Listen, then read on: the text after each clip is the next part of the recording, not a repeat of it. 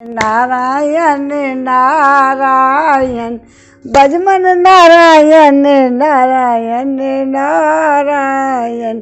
गोविंद मेरो है गोपाल मेरो है, कृपा के बिहारी नंद लाल मेरो है। बांके बिहारी जय हो तुम्हारी, जय हो तुम्हारी लाला जय हो तुम्हारी। हरे राम राम राम हरे हरे, हरे कृष्णा कृष्णा कृष्णा हरे हरे। कौंडिल्य खबरिया रे, राम जी के चरणन में मन हो जा दीवाना रे, हो जा दीवाना रे। राम जी के चरणन में मन हो जा दीवाना रे, राम जी के चरणन में। आज बालकांड का 48वां अध्याय पढ़ेंगे। इसमें है राजा सुमित से सत्कृत हो एक रात विशाला में रहकर मुनियों सहित श्री राम का मिथिलापुरी में पहुंचना और वहां सूने आश्रम के विषय में पूछने पर विश्वामित्र जी का उनसे अहिल्या को शाप प्राप्त होने की कथा को सुनाना। पृष्ट्वा तो कुशलं तत्र परस्पर समागमे, कथान्ते सुमत वाक्याम व्याजहार महामुनिम। वहाँ परस्पर समागम के समय एक दूसरे का कुशल मंगल पूछकर बातचीत के अंत में राजा सुमित ने महामुनि विश्वामित्र जी से कहा, हे ब्राह्मण, आपका कल्याण हो। ये दोनों कुमार देवताओं जैसे तुल्य लग रहे हैं। ये देवताओं जैसे हैं तो पराक्रमी जान पड़ते हैं। इनकी चाल ढाल हाथी और सिंह की गति के समान है। ये दोनों वीर सिंह और सांड के समान प्रतीत होते हैं। इनके बड़े बड़े नेत्र विकसित कमल दल के समान शोभा पाते हैं। ये दोनों तलवार तरकस और धनुष धारण करे हुए हैं। अपने सुंदर रूप के द्वारा दोनों अश्विनी कुमारों को लज्जित करते हैं और युवा अवस्था के निकट आ पहुँचे हैं। यद्रक्षैर्मगां प्राप्तौ देवलोकादिवामरौ, कथं परम व्यामहे प्राप्तौ किमर्थ कस्य वा मुनेः। इन्हें देखकर ऐसा जान पड़ता है मानो दो देव कुमार देवेच्छावश देवलोक से पृथ्वी पर आ गए हों। हे मुने, ये दोनों किसके पुत्र हैं? कैसे किस लिए यहाँ पैदल ही आए हैं?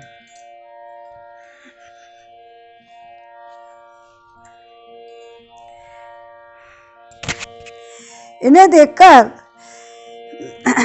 जैसे चंद्रमा और सूर्य आकाश की शोभा बढ़ाते हैं, उसी प्रकार ये दोनों कुमार इस देश को सुशोभित कर रहे हैं। शरीर की ऊंचाई, मनोभावुक सूचक संकेत तथा चेष्टा बोलचाल में ये दोनों एक दूसरे के समान हैं। श्रेष्ठ आयु धारण करने वाले ये दोनों नरश्रेष्ठ वीर इस दुर्गम मार्ग में किस लिए आए हैं, यह मैं यथार्थ रूप से सुनना चाहता हूँ। तत्सेव तदुवचनं श्रुत्या यथाव्रतं नैवेद वेदतो सिद्धाश्रम निवासं च राक्षसानां वधं यथा विश्वामित्र वचे श्रुत्वा राजा परम विस्मित हो गए।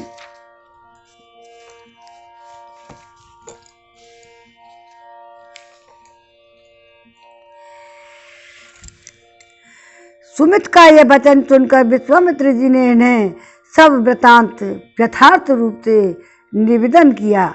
सिद्धार्थ आश्रम में निवास और राक्षसों के वध का प्रसंग भी यथावत रूप से कह सुनाया। विश्वामित्र जी की बात सुनकर राजा सुमित्र को बड़ा ही विस्मय हुआ। उन्होंने परम आदरणीय अतिथियों के रूप में आए हुए उन दोनों महाबली दशरथ पुत्रों का विधि पूर्वक आतिथ्य सत्कार किया।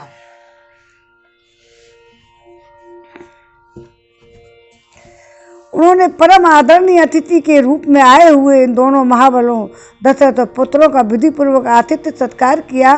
सुमित से उत्तम आदर सत्कार पाकर वे दोनों रघुवंशी कुमार वहां एक रात रहे और सवेरे उठकर मिथिला की ओर चल दिए। मिथिला में पहुंचकर जनकपुरी की सुंदर शोभा देख सभी महर्षि साधु साधु कहकर उसकी पूरी पूरी प्रशंसा करने लगे। मिथिलोपवने तत्र आश्रमं दृश्य राघव पुराणम निर्जनम नम्य प्रपच्छ पाप्रच्छ मुनि पुंगवम। मिथिला के उपवन में एक पुराना आश्रम था जो अत्यंत रमणीय होकर भी सुनसान दिखाई देता था। उसे देखकर श्री रामचंद्र जी ने मुनिवर विश्वामित्र जी से पूछा, इदमाश्रम संकाशकीं निदम मुनि वर्जितम श्रोतमिच्छामि भगवन काश्याम पूर्व आश्रम है। भगवान, ये कैसा स्थान है? तो देखने में तो आश्रम जैसा है, किंतु एक भी मुनि यहाँ दृष्टिगोचर नहीं होते हैं। मैं यह सुनना चाहता हूँ कि पहले यह आश्रम किसका था। श्री रामचंद्र जी का यह प्रश्न सुनकर प्रवचन कुशल और महातेजस्वी महामुनि विश्वामित्र ने इस प्रकार उत्तर दिया, हे रघुनंदन, पूर्व काल में यह जिस महात्मा का आश्रम था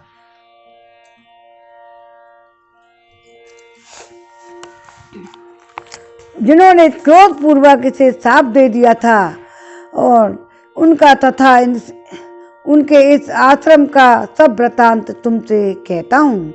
तुम यथार्थ पूर्वक इसको सुनो। नरश्रेष्ठ, पूर्व काल में यह स्थान महात्मा गौतम का आश्रम था। उस समय आश्रम बड़ा ही दिव्य जान पड़ता था। देवता भी इसकी पूजा और प्रशंसा किया करते थे। महायशस्वी राजपुत्र पूर्व काल में महर्षि गौतम अपनी पत्नी अहिल्या के साथ यहाँ रहकर यहाँ तपस्या किया करते थे। उन्होंने बहुत वर्षों तक यहाँ तप किया था। एक दिन जब महर्षि गौतम आश्रम पर नहीं थे, उपयुक्त अवसर समझकर सचिपति इंद्र गौतम मुनि का वेश धारण किए वहाँ आए और अहिल्या से इस प्रकार बोले, तथा सावधान रहने वाली सुंदरी, रति की इच्छा रखने वाली प्रार्थी पुरुष ऋतुकाल की प्रतीक्षा नहीं करते हैं। सुंदर कट प्रदेश वाली सुंदरी, मैं इंद्र तुम्हारे साथ समागम करना चाहता हूँ। रघुनंदन महर्षि गौतम का वेश धारण करके आए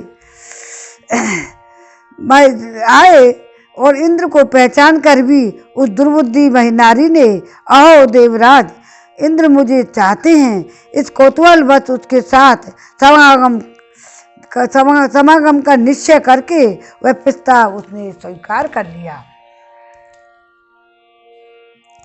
रति के पश्चात उसने देवराज इंद्र से संतुष्ट चित्त होकर कहा, सूर्यश्रेष्ठ, मैं आपके समागम से कृतार्थ हो गई। प्रभु, अब आप यहाँ से शीघ्र यहाँ से चले जाइए। देवेश्वर, महर्षि गौतम के कोप से आप अपनी और मेरी भी इस प्रकार की रक्षा कीजिए।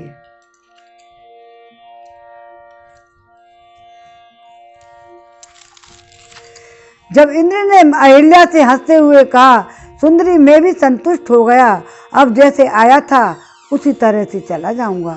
श्री राम इस प्रकार अहिल्या से समागम करके इंद्र जब यहाँ से कुटी से बाहर निकले तो गौतम ऋषि वहाँ आ जाने की आशंका से बड़ी उतावली के साथ वेग पूर्वक भागने का प्रयत्न करने लगे। इंद्र तो इतने में ही उन्होंने देखा देवताओं और दानवों के लिए भी दुर्धर्ष तपोबल संपन्न महामुनि गौतम हाथ में समिधा लिए आश्रम में प्रवेश कर रहे हैं और उनका शरीर तीर्थ के जल से भीगा हुआ है और वे प्रज्वलित अग्नि के समान उद्दीप्त हो रहे हैं। उन पर दृष्टि पड़ते ही देवराज इंद्र भय से थर्रा उठे और उनके मुख पर विषाद छा गया। दुराचारी इंद्र को मुनि का भेष धारण किए हुए देख सदाचार संपन्न मुनिवर गौतम जी ने रोष में भरकर कहा, दुर्मते, तूने मेरा रूप धारण करके यह न करने योग्य पाप कर्म किया है, इसलिए तू विफल अपरनाह कोषों से अंड कोषों से रहित हो जाएगा। रोष में भरे हुए महात्मा गौतम के ऐसा कहते ही सहस्त्राक्षर इंद्र के दोनों अन्नकोश उसी समय उसी क्षण पृथ्वी पर गिर पड़े।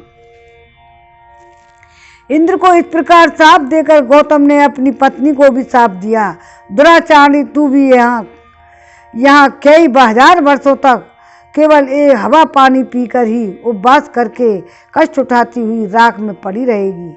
समस्त प्राणियों से अदृश्य रहकर इस आश्रम में निवास करेगी हजारों साल तक। समस्त प्राणियों से अदृश्य रहकर इस आश्रम में निवास करेगी।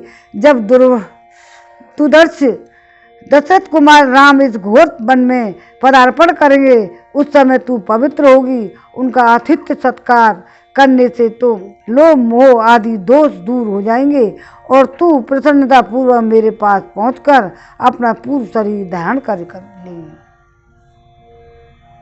अपनी दुराचारी पत्नी से ऐसा कहकर महातेजस्वी महातपस्वी गौतम इस आश्रम को छोड़कर ही चले गए और सिद्धों और चारणों से सेवित हिमालय के रमणीय शिखर पर रहकर तपस्या करने लगे। और 48वां बालकांड का सर्ग में विराम हो गया है। श्रीमन नारायण नारायण नारायण भजमन नारायण नारायण नारायण।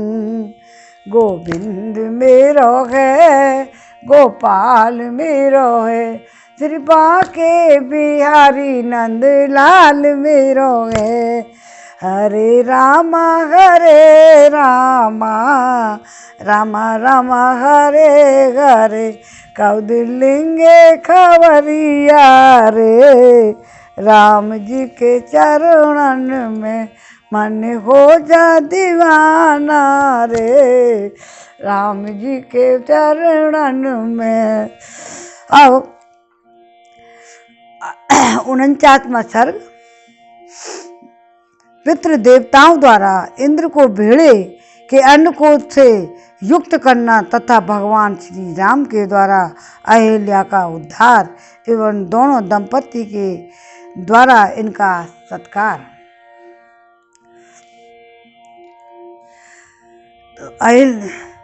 अपलस्तु ततः चक्रो देवानिग्नि पुरोगान, अब्रवीते त्रस्तन सिद्ध गंधर्व चारणन। तदंतर इंद्र अन्नकोश से रहित होकर बहुत डर गए और उनके नेत्रों में त्रास छा गया। वे अग्नि के समान आदि देवताओं सिद्धों गंधर्वों चारणों से इस प्रकार बोले, देवताओं, महात्मा गौतम की तपस्या में विघ्न डालने के लिए मैंने जो क्रोध दिलाया है, ऐसा करके मैंने यह देवताओं का कार्य ही सिद्ध किया है। तो मुनि ने क्रोधपूर्वक भारी शाप देकर मुझे अन्नकोश से रहित कर दिया है, अपनी पत्नी का भी परित्याग कर दिया है। इससे मेरे द्वारा उनकी तपस्या का अपहरण हुआ है। यदि मैं इनकी तपस्या में विघ्न नहीं डालता तो देवताओं का राज ही छीन लेते। राक्षस राज छीने तो वो ऐसा काम जब मार करो मेरे राज खुद को राज चलो जातो। तो ऐसा करके मैंने देवताओं का ही कार्य सिद्ध किया। इसलिए श्रेष्ठ देवताओं, तुम सब लोग ऋषि समुदाय और चारणगण मिलकर मुझे अन्नकोश से युक्त करने का प्रयत्न करो। इंद्र का यह वचन सुनकर मरुदगण वगैरह सारे के सारे मरुदगण सहित अग्नि आदि समस्त देवताओं, काव्य, वान आदि पितृ देवताओं के पास जाकर बोले, हे पितृगण, यह आपका भेड़ा अन्नकोश से युक्त है और इंद्र अन्नकोश से रहित कर दिए गए हैं। अतः इस भेड़े के दोनों अन्नकोशों को लेकर आप शीघ्र ही इंद्र को अर्पित कर दें। तो अन्नकोश से रहित किया हुआ यह भेड़ा इसी स्थान पर आप लोगों को परम संतोष प्रदान करेगा। अतः जो मनुष्य आप लोगों की प्रसन्नता के लिए अन्नकोश रहित भेड़ा दान करेंगे, उन्हें आप लोग इस दान का उत्तम एवं पूर्ण फल प्रदान करेंगे।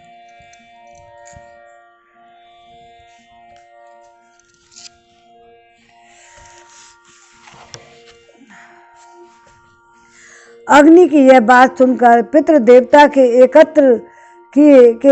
एकत्र हो भेड़े के अन्नकोश को उखाड़कर इंद्र के शरीर में उचित स्थान पर जोड़ दिया। ककुत्स स्तर नंदन श्री राम तभी से वहां आए हुए समस्त पितृ देवता अन्नकोश रहित भेड़ों को ही उपयोग में लाते हैं और दाताओं को उनके दान जनित फलों के भागी बनाते हैं। रघुनंदन, उसी समय से महात्मा गौतम के तपस्या जनित प्रभाव से इंद्र को भेड़े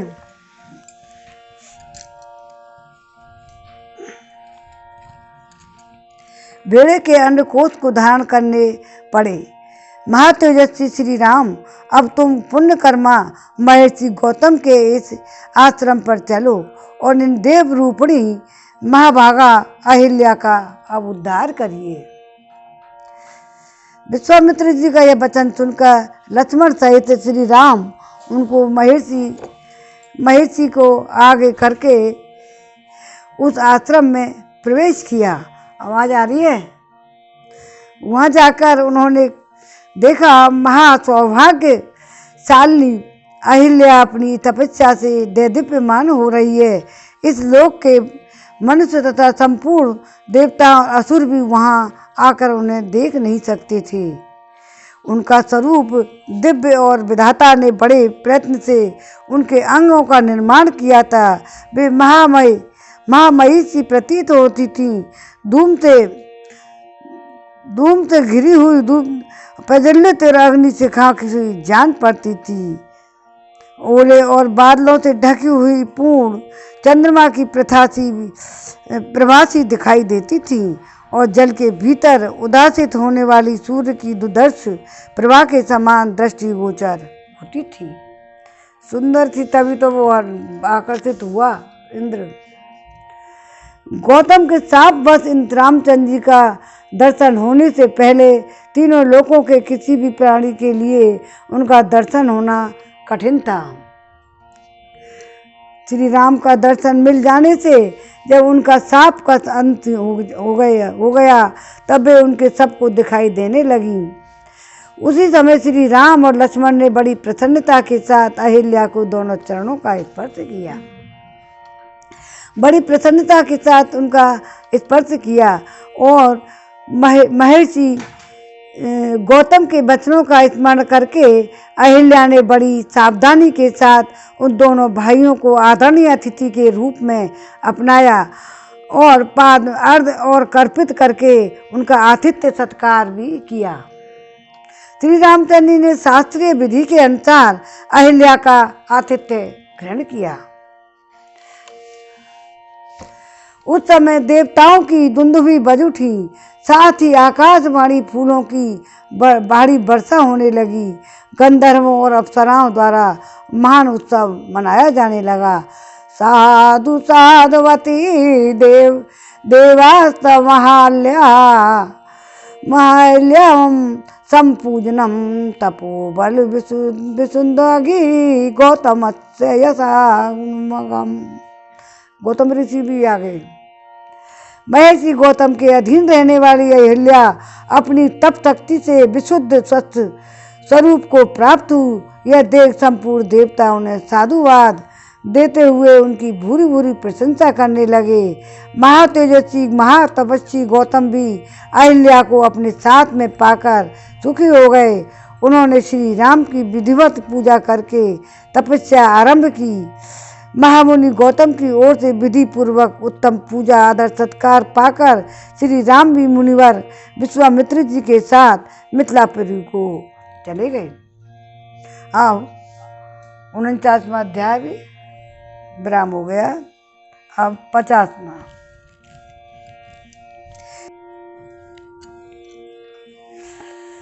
50वां सर्ग बालखंड का। श्री राम आदि का मिथिला गमन, राजा जनक द्वारा विश्वामित्र का सत्कार तथा उनका श्री राम और लक्ष्मण के विषय में जिज्ञासा करना एवं परिचय पाना। तदंतर लक्ष्मण सहित श्री राम विश्वामित्र जी को आगे करके महर्षि गौतम के आश्रम से ईशान कोण की ओर चल दिए और मिथिला नरेश के यज्ञ मंडप पर जा पहुंचे। वहां समस्त लक्ष्मण सहित श्री राम ने मुनि श्रेष्ठ विश्वामित्र जी से कहा, महाभाग महात्मा, जनक के यज्ञ का समारोह तो बड़ा ही सुंदर दिखाई दे रहा है। यहाँ नाना देशों के निवासी सहस्त्रों ब्राह्मण जुटे हुए हैं जो वेदों के अध्याय से शोभा पा रहे हैं। ऋषियों के बाड़े सैकड़ों से भी भरे हुए दिखाई दे रहे हैं। ब्राह्मण, अब ऐसा कोई स्थान निश्चित कीजिए जहाँ हम लोग भी वहाँ ठहरे। श्री रामचंद्र जी का यह वचन सुनकर महामुनि विश्वामित्र ने एकांत स्थान में डेरा डाला जहाँ पानी का सभीता था।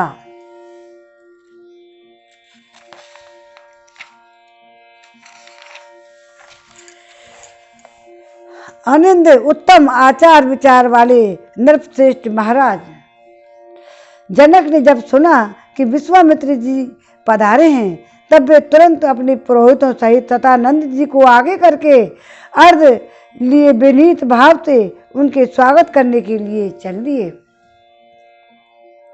उनके साथ अर्घ लिए महात्मा ऋतुज भी शीघ्रता पूर्वक चले।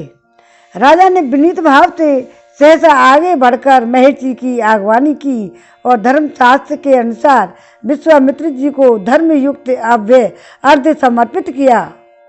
महात्मा राजा जनक की यह पूजा ग्रहण करके मुनि ने उनका कुशल क्षेम समाचार पूछा। उनके यज्ञ की निर्वाद स्थिति के विषय में भी जिज्ञासा की। राजा के साथ जो मुनि उपाध्याय और पुरोहित आगे आए थे, उनसे भी कुशल मंगल पूछकर विश्वामित्र जी बड़े ही हर्ष के साथ उन सभी महर्षियों से यथा योग्य मिले। और इसके बाद राजा जनक ने मुनिवर विश्वामित्र से हाथ जोड़कर कहा, भगवान, आप इन मुनिवरों के साथ आसन पर विराजमान होइए। यह बात सुनकर महामुनि विश्वामित्र आसन पर बैठ गए। फिर पुरोहित ऋतुज तथा मंत्रियों सहित राजा भी सब ओर से यथा योग्य आसनों पर विराजमान हो गए। तत्पश्चात राजा जनक ने विश्वामित्र जी की ओर देखकर कहा, भगवान, आज देवताओं ने मेरे यज्ञ की आयोजन सफल कर दिया। आज पूज्य चरणों के दर्शन मैंने यज्ञ का फल प्राप्त कर लिया है। हे ब्राह्मण, आप मुनियों में श्रेष्ठ हैं। आपने इनमें इतने महर्षियों के साथ मेरे ब्रजमंडल पदार्पण किया है, इससे मैं तो धन्य धन्य हो गया। यह मेरे ऊपर आपका बहुत बड़ा अनुग्रह है। महर्षि मनीषी ऋतुजों का कहना है कि मेरी यज्ञ दीक्षा के 12 दिन ही शेष रह गए हैं। अतः कुशिक नंदन 12 दिनों के बाद यहाँ भाग ग्रहण करने के लिए आए हुए देवताओं का दर्शन कीजिएगा। मुनिवर विश्वामित्र जी से 12 दिन पहले गए वे। विश्वामित्र जी से ऐसा कहकर उस समय प्रसन्न मुख हुए जितेंद्रिय राजा जनक के पुनः उनसे हाथ जोड़कर पूछा। वैसे 12वें दिन जो कहें कि काम सही ना हो, लेकिन बिल्कुल तो शादी भाई सीता जी मिल गई। ये सीता जी के बेचारे जिंदगी में तो बहुत आए शुरू से ही, और 36 गुण मिले हुए थे सीता जी और राम के। जब भी देखो देवता भी सुखी नहीं रह सके। महामुने आपका कल्याण हो। देवताओं के समान पराक्रमी और सुंदर आयु धारण करने वाले ये दोनों वीर राजकुमार जो हाथी के समान मंद गति से चलते हैं और सिंह और सांड के समान जान पड़ते हैं, प्रफुल्ल कमल दत्त के समान सुशोभित हैं, तलवार तरकस और धनुष धारण किए हुए हैं, अपने मनोहर रूप से अश्विनी कुमारों को भी लज्जित कर रहे हैं। अपने मनोहर रूप से अश्विनी कुमारों को भी लज्जित कर रहे हैं, जिन्होंने अभी अभी यौवनावस्था में ही प्रवेश किया है तथा जो स्वेच्छा अनुसार देवलोक से उतरकर पृथ्वी लोक पर आए हुए हैं। देवताओं के समान जान पड़ते हैं, किसके पुत्र हैं या कैसे, किस लिए अथवा किस उद्देश्य से पैदल ही पधारे हैं। जैसे चंद्रमा और सूर्य आकाश की शोभा बढ़ाते हैं, उसी प्रकार वे अपनी उपस्थिति इस देश को विभूषित कर रहे हैं। ये दोनों एक दूसरे से बहुत ही मिलते जुलते हैं। इनके शरीर को उसकी ऊंचाई, संकेत, चेष्टा प्राय एक से ही हैं। मैं उन दोनों का पक्षधारी वीरों का परिचय तथा वृतांत यथार्थ रूप से सुनना चाहता हूँ। महात्मा जनक का यह प्रश्न सुनकर अमित आत्मबल से संपन्न विश्वामित्र जी ने कहा, हे राजन, ये दोनों महाराज दशरथ के पुत्र हैं। इसके बाद उन्होंने उन दोनों को सिद्धाश्रम में निवास राक्षसों के वध और बिना किसी घबराहट के मिथिला तक के आगमन और विशालपुरी के दर्शन, अहिल्या के साक्षात्कार तथा महर्षि गौतम के साथ समागम आदि का विस्तार पूर्वक वर्णन किया। फिर अंत में यह भी बताया कि वे आपके यहाँ रखे हुए महान धनुष के संबंध में कुछ जानने की इच्छा से यहाँ तक आए हैं। होता हो वही है, भगवान चाहते हैं, वो तो जान के आए हैं। महात्मा राजा जनक से वे सब बातें निवेदन करके महातेजस्वी महामुनि विश्वामित्र चुप हो गए। अब 50वां सर्ग पूरा हुआ। और पढ़ो अब 51वां सर्ग। सतानंद के पूछने पर विश्वामित्र का उन्हें श्री राम के द्वारा अहिल्या के उद्धार का समाचार बताना और सतानंद द्वारा श्री राम का अभिवादन करते हुए विश्वामित्र जी के पूर्व चरित्र का वर्णन की इसमें 51वें सर्ग में है। परम बुद्धिमान विश्वामित्र जी की यह बात सुनकर महातेजस्वी महातपस्वी सतानंद जी के शरीर में रोमांच हो आया। वे गौतम के श्रेष्ठ पुत्र थे। तपस्या की उनकी कांति प्रकाशित हो रही थी। वे श्री रामचंद्र जी के दर्शन मात्र से ही वे बड़े विस्मित हो गए।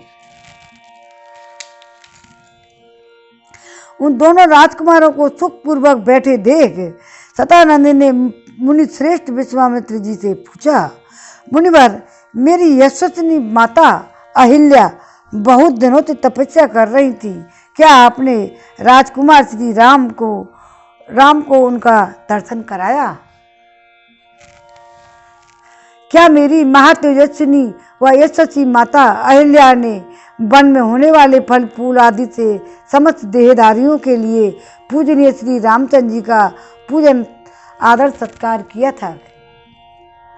महातेजस्वी मुनि, क्या आपने श्री राम से यह प्राचीन वृत्तांत कहा था जो मेरी माता के प्रति देवराज इंद्र द्वारा किए गए छल कपट दुराचार द्वारा घटित हुआ था?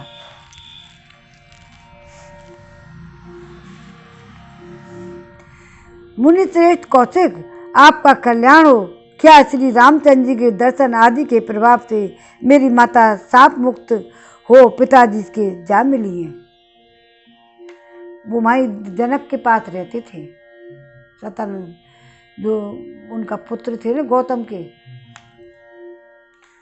माँ बाप तो इधर उधर रह गए, जब माँ आ गई वो। कुचक नंदन, क्या मेरे पिता ने श्री राम का पूजन किया था?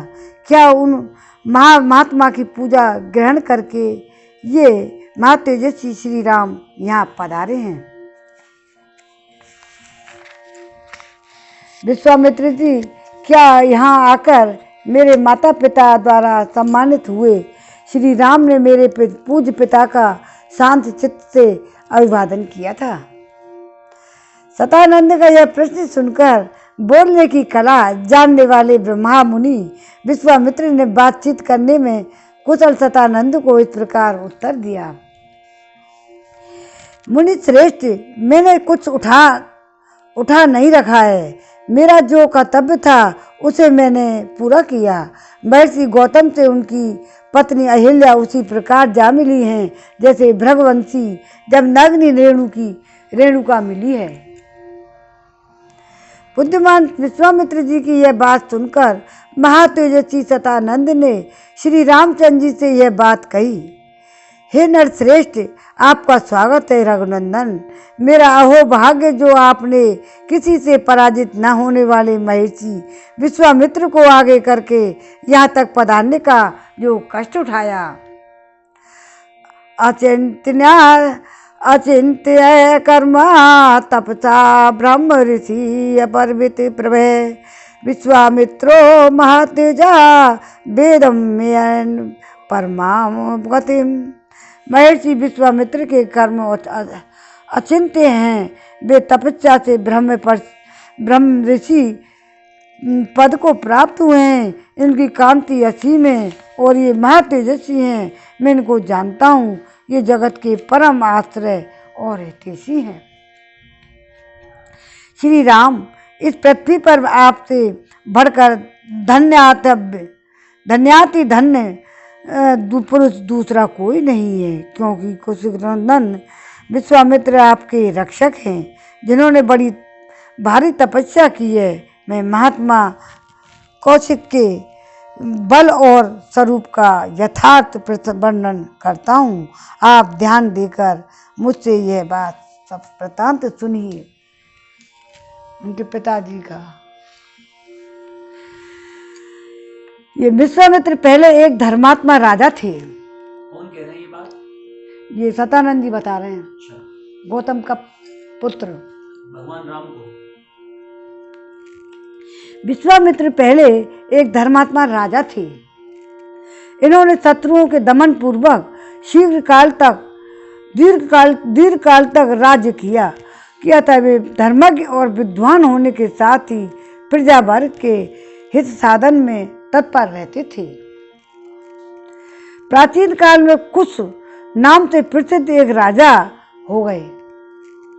वे प्रजापति के पुत्र थे। कुश के बलवान पुत्र का नाम था कुशनाभ। वह बड़ा ही धर्मात्मा था। कुशनाभ के पुत्र गादी नाम से विख्यात हुए। गादी पुत्र थे विश्वामित्र। तो कुशनाभ के पुत्र हुए गादी और गादी नाम से विख्यात थे। उन्हीं गादी के महातेजस्वी पुत्र ये महामुनि विश्वामित्र हैं। इसका विवरण पहले भी आ चुका है। इनकी बहन भी थी। महातेजस्वी राजा विश्वामित्र ने कई हजारों वर्ष तक इस पृथ्वी का पालन और राज्य शासन किया। एक समय की बात है, महातेजस्वी राजा विश्वामित्र सेना एकत्र करके एक अक्षौहिणी सेना के साथ पृथ्वी पर विचरने लगे।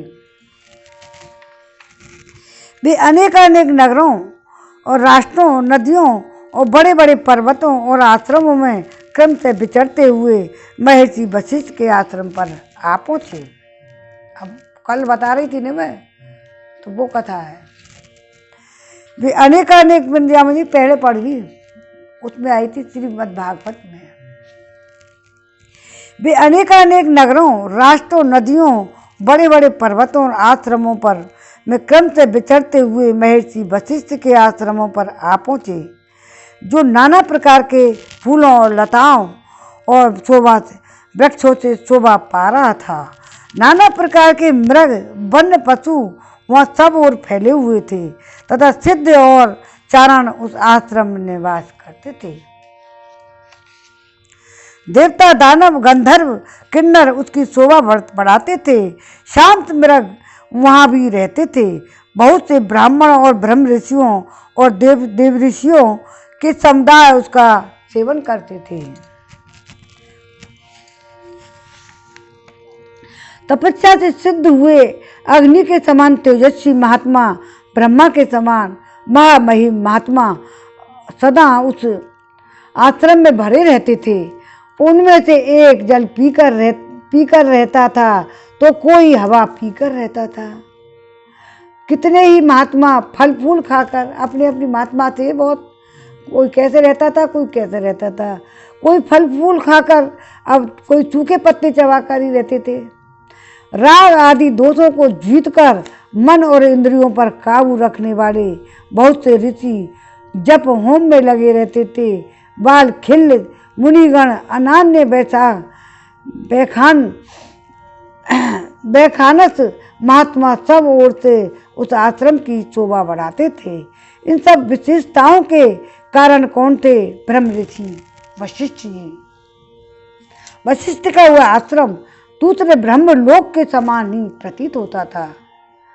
विजयी वीरों में श्रेष्ठ महाबली विश्वामित्र ने उनका दर्शन किया। हमारा पहले इनके यहाँ दर्शन कर जब से हुए वो, हमारा जो ऋषि गोत्र है ना वो वशिष्ठ है। हाँ तो वशिष्ठ उसमें है ना तुम्हारे में। नहीं, हमारा भी जो ऋषि गोत्र है ना, हरदेनी हमारा गोत्र है तो वशिष्ठ है। और हमारा जो ऋषि गोत्र है वो वशिष्ठ है। तो श्रेष्ठ महाबली विश्वामित्र ने उसका दर्शन किया, उनका दर्शन किया और 51वां सर्ग पूरा हुआ। एक और पढ़ूं। अब 52वां सर्ग। महर्षि वशिष्ठ द्वारा विश्वामित्र का सत्कार और कामधेनु को अभिष्ट वस्तुओं की सृष्टि करने का आदेश। जप करने वालों में श्रेष्ठ वशिष्ठ का दर्शन करके महाबली वीर विश्वामित्र बड़े ही प्रसन्न हुए। वो तो राजा थे पहले तो विनय पूर्वक उन्होंने उनके चरणों में, वशिष्ठ जी के चरणों में प्रणाम किया। तब महात्मा वशिष्ठ ने कहा, राजन तुम्हारा स्वागत है। ऐसा कहकर भगवान वशिष्ठ ने उन्हें बैठने के लिए आसन दिया। ये राजा थे और वो ऋषि थे। अब उनके उससे आचरण में हुए थे वो ऋषि विश्वामित्र जी।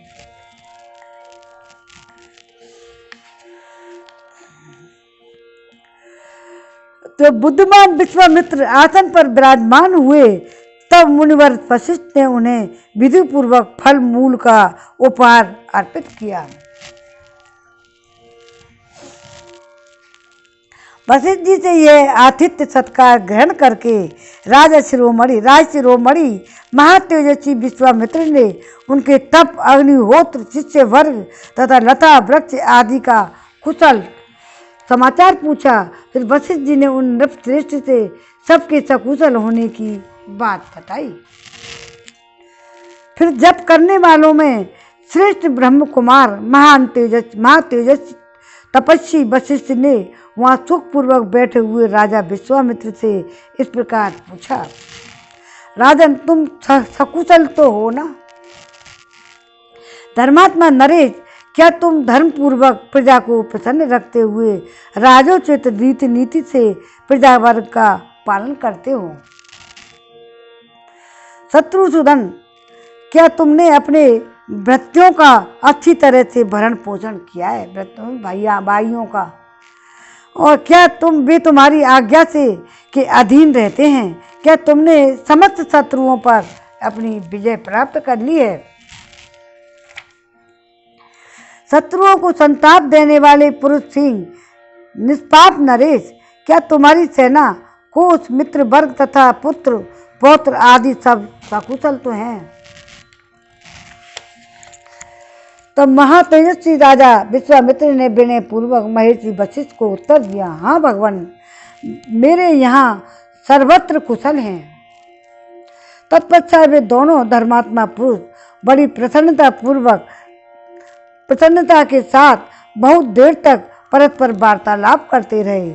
उस समय एक का दूसरे के साथ बड़ा प्रेम हो गया। हे रघुनंदन, बातचीत करने के पश्चात भगवान वशिष्ठ ने विश्वामित्र जी से हंसते हुए इस प्रकार कहा,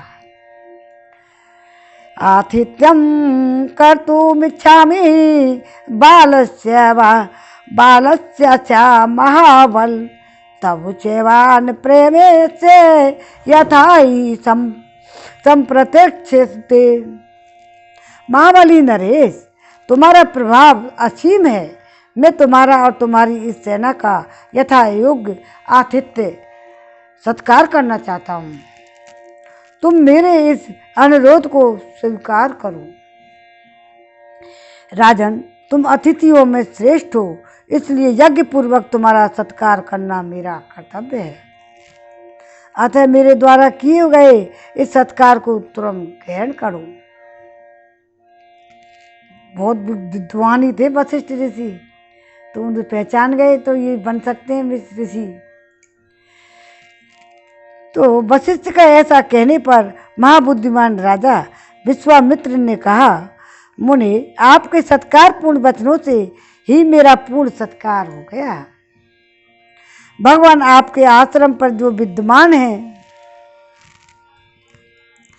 उन फल मूल पाद आचमनीय आदि वस्तुओं से मेरा भली भांति आदर सत्कार हुआ है। सबसे बढ़कर जो आपका दर्शन हुआ है, इसी से मेरी पूजा हो गई।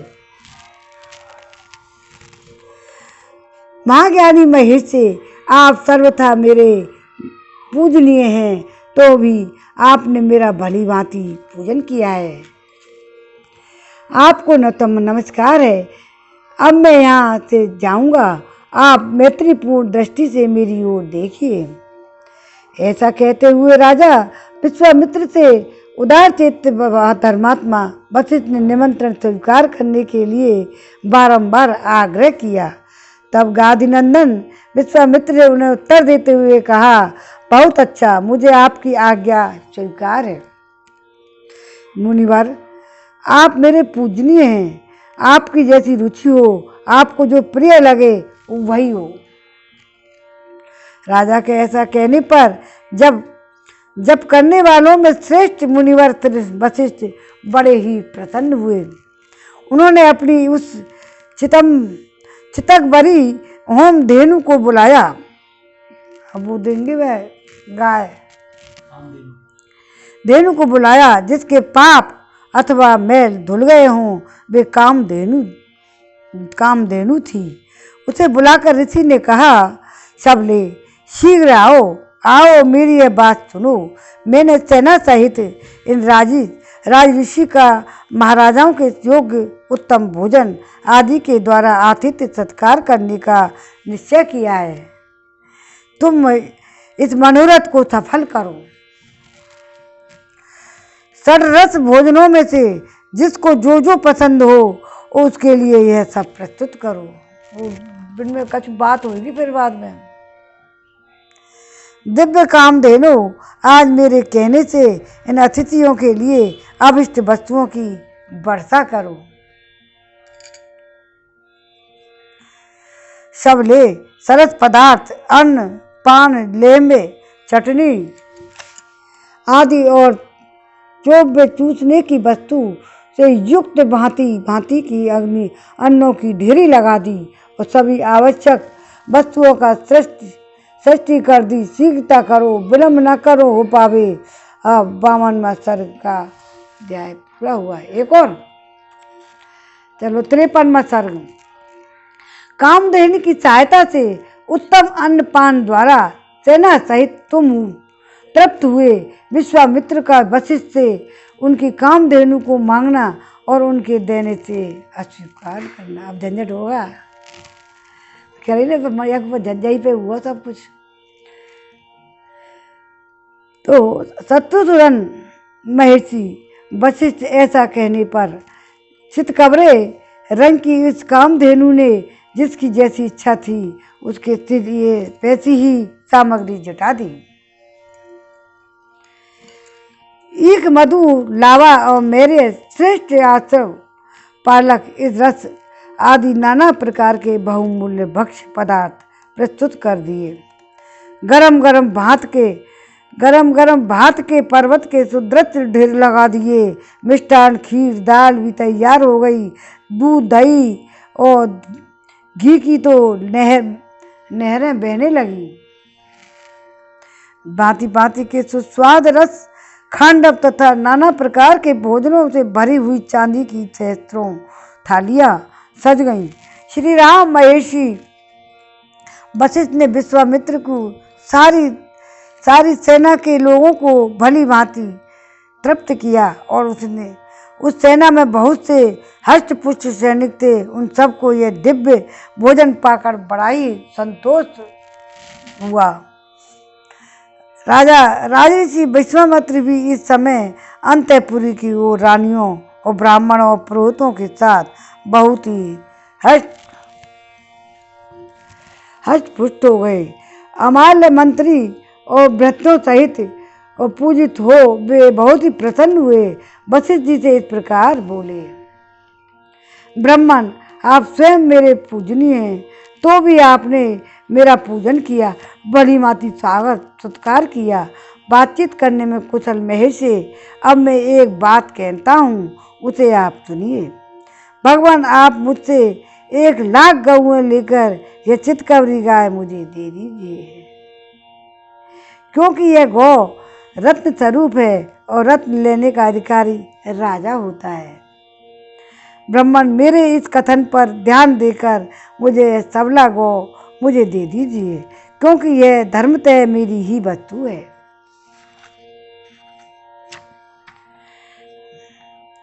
विश्वामित्र के ऐसा कहने पर धर्मात्मा मुनिवर भगवान वशिष्ठ राजा को उत्तर देते हुए बोले, शत्रुओं का दमन करने वाले नरेश्वर, मैं 1,00,000 या 100 करोड़ अथवा चांदी के ढेर लेकर भी बदले में इस सबला गाय को नहीं दूंगा। यह मेरे पास से अलग होने की योग्य नहीं है। वो समुद्र मंथन हुआ था ना, जब वशिष्ठ जी को दी गई थी वो, जैसे मनुष्य भी पुरुष की आश्रय कीर्ति कभी उससे अलग नहीं रह सकती, उसी प्रकार यह सदा मेरे साथ संबंध रखने वाली सबला गौ मुझसे पृथक नहीं रह सकती। मेरे हव्य कव्य और जीवन निर्वाह इसी पर निर्भर है। मेरे अग्निहोत्र बल, होम, स्वाहा और वसत्कार और भांति भांति के विद्याएं इस कामधेनु के ही अधीन। वो एक राजा और हुआ था ना, जब रावण के टाइम पर वो उसमें दिखाया ना, उसमें महादेव में दिखाया था, जगदम्बी। हाँ, तो उसमें ये राजा है ना, तो ये भी ले आता एक बार, जब उसके बाप के यहाँ थे, परशुराम जी के यहाँ थे, परशुराम जी के अनुपस्थिति में मैया बाप ने मारे आमे जब भगवान जब ही तो मैंने बदला लिया था। तो राजे से मेरा यह सब कुछ इस गौ के ही अधीन है, इसमें संशय नहीं है। मैं सच कहता हूँ, ये गौएं ही मेरा सर्वस्व है और यही मुझे सब प्रकार से संतुष्ट करने वाली है।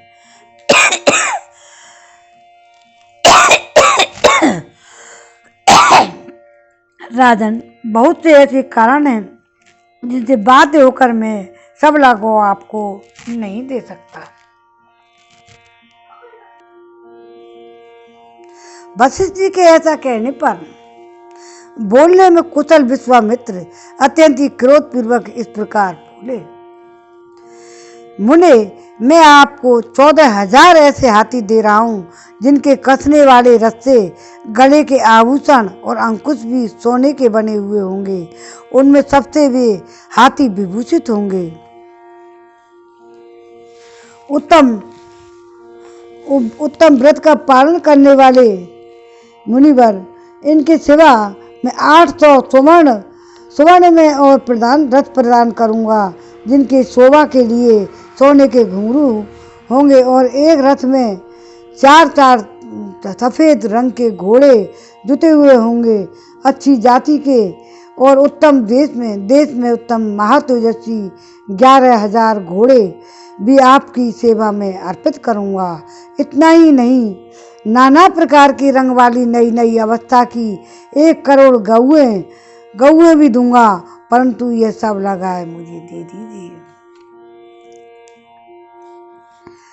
दुष्श्रेष्ठ, जिनके अतिरिक्त भी आप जितने भी रत्न सुवर्ण देना चाहें, सब प्रकार के आपको देने के लिए मैं तैयार हूँ,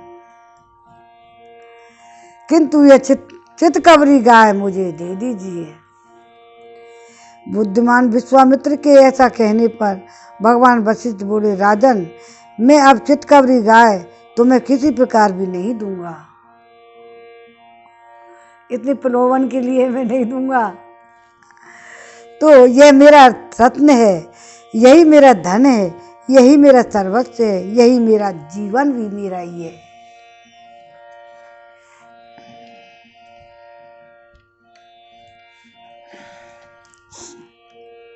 राजन, मेरे दर्श पौर्णमास प्रचुर दक्षिणा वाले यज्ञ तथा भांति भांति के पुण्य कर्म यह गोई है,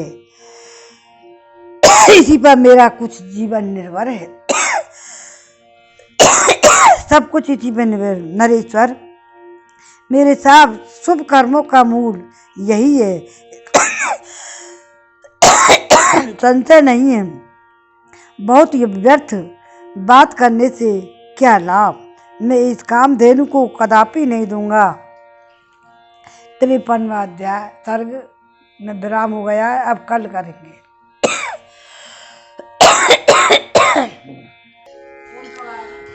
नगरी हो अयोध्यासी,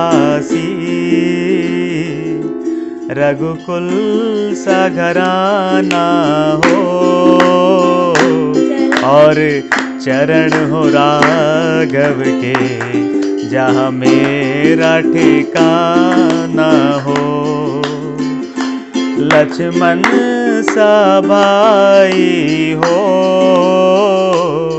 कौशल्या सी माई हो, और स्वामी तुम जैसा मेरा रघुराई हो। नगरी हो अयोध्यासी, रघुकुल सा घराना हो, और चरण हो राघव के जहाँ मेरा ठिकाना हो। त्याग भरत जैसा सीता सी नारी हो, और लव कुश के जैसी संतान हमारी हो। नगरी अयोध्यासी, गोकुल सा घराना हो, और चरण हो राघव के जहाँ मेरा ठिकाना हो। श्रद्धा हो श्रवण जैसी, शबरी सी भक्ति हो, और हनुमत के जैसी निष्ठा और शक्ति हो।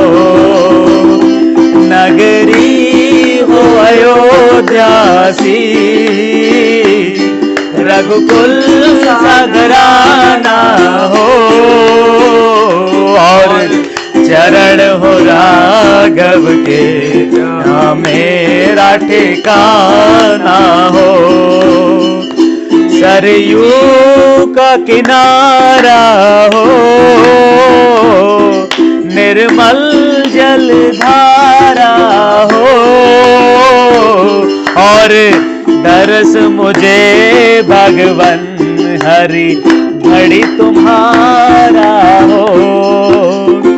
नगरी हो अयोध्या सी, रघुकुल सघराना हो। और चरण हो राघव के, मेरा ठिकाना हो। नगरी हो अयोध्या सी, और का घराना हो। और चरण हो राघव के, यहाँ मेरा ठिकाना हो। नगरी हो अयोध्या सी, रघुकुल सघराना हो। और चरण हो राघव के, यहाँ मेरा ठिकाना हो। जहाँ मेरा ठिकाना हो। बोलो सियापत रामचंद्र की जय। नगरी हो सी, मेरी चौखट पे चल के आज चारों धाम आए हैं। बजाओ ढोल स्वागत में, मेरे प्रभु राम आए हैं। कथा श्री की जैसे जुड़ गई थी ये कहानी से, नरों को आज जाने चरण बहुत खुश हैं मेरे आंसू कि प्रभु के धाम आए हैं। बजाओ ढोल स्वागत में, मेरे प्रभु राम आए हैं। राम सिया राम जय जय राम। राम सिया राम जय जय राम। मंगल भवन अमंगल हारी, दबऊ सुदशरथ अजर बिहारी। राम सिया राम जय जय राम। राम सिया राम जय जय राम। कारी दह पे खेलन आयो री, मेरो 1200 कन्हैया। मेरो 1200 कन्हैया, मेरो छोटो सो कन्हैया। मेरो 1200 कन्हैया, मेरो छोटो सो कन्हैया। कारी दह पे खेलन आयो री, मेरो 1200 कन्हैया। काहे की पट गेंद बनाई, काहे का डंडा लायो री, मेरो 1200 कन्हैया। मेरो 1200 कन्हैया, मेरो छोटो सो कन्हैया। काली दह पे खेलन आयो री, मेरो 1200 कन्हैया। रेशम की पट गेंद बनाई, चंदन को डंडा लायो री, मेरो 1200 कन्हैया। मेरो 1200 कन्हैया, मेरो छोटो सो कन्हैया। काली दह पे खेलन आयो री, मेरो 1200 कन्हैया। मारी टोल गेंद गई गंग में, गेंद के संग ही धायो री, मेरो 1200 कन्हैया। मेरो 1200 कन्हैया, मेरो छोटो सो कन्हैया। काली दह पे खेलन आयो री, मेरो 1200 कन्हैया। कान्हा जी ने देह में जाकर नाग को जाय जगायो री मेरो 1200 कन्हैया मेरो 1200 कन्हैया मेरो छोटो सो कन्हैया काली दह पे खेलन आयो री मेरो 1200 कन्हैया नागनाथ रेती में डारो फन पे बेन बजायो री मेरो 1200 कन्हैया मेरो 1200 कन्हैया मेरो छोटो सो कन्हैया काली दह पे खेलन आयो री मेरो 1200 कन्हैया कारी दह पे खेलन आयो री मेरो 1200 कन्हैया मेरो 1200 कन्हैया मेरो छोटो सो कन्हैया कारी दह पे खेलन आयो री मेरो 1200 कन्हैया। आरती श्री रामायण जी की, आरती श्री रामायण जी की, कीरत ललित सिय की, कीरत कलित ललित सिय की, आरती श्री रामायण जी की, गावत ब्रह्मादिक मुनि नारद वाल्मीकि विज्ञानी विशारद, शुभ सनकादिक शेष अनुसारद, वरनि पवन सुत कीरतिनी की, आरती श्री रामायण जी की,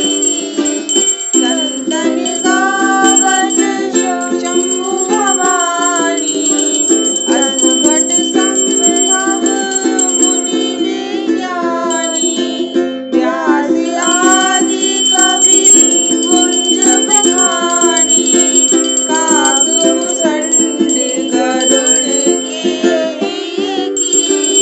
आरती श्री रामायण जी की, चारों वेद पुराण अष्टदश, चौड़ शास्त्र सब रस रस, तन मन धन तन को सर्वस, सारांश सम्मत सब हिय की, आरती श्री रामायण जी की, कलिमल हरण विषय रस पीकी, सुभग श्रृंगार मुक्त जुवती की, हरन रोग भव भूरि अमी की, तात मात सब विधि तुलसी की, आरती श्री रामायण जी की, कीरत कलित ललित सिय की, बोल श्री रामचंद्र भगवान की जय, गणपति रामचंद्र की जय, आज के आनंद की जय।